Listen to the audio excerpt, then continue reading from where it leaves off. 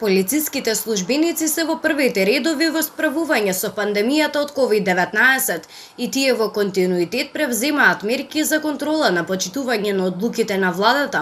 Во таа насока надлежните институции известуваат дека од страна на полициски службеници досега се констатирани вкупно 16.127 прекршоци за неносење лична заштита на лицето, од кои 633 прекршоци во изминатото деноноќие. Во координација со Државниот пазарен инспекторат, во текот на изминатото деноноќие извршени се 337 контроли во објекти при што евидентиран е еден објект кој што не ги почитувал одлуките на владата. На територијата на целата држава, на вкупно 336 лица им се издадени решенија за изолација, а 175 лица потпишале изјави за самоизолација.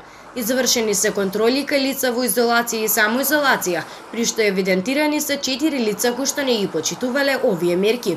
Во државен карантин се спроведени вкупно 60 лица.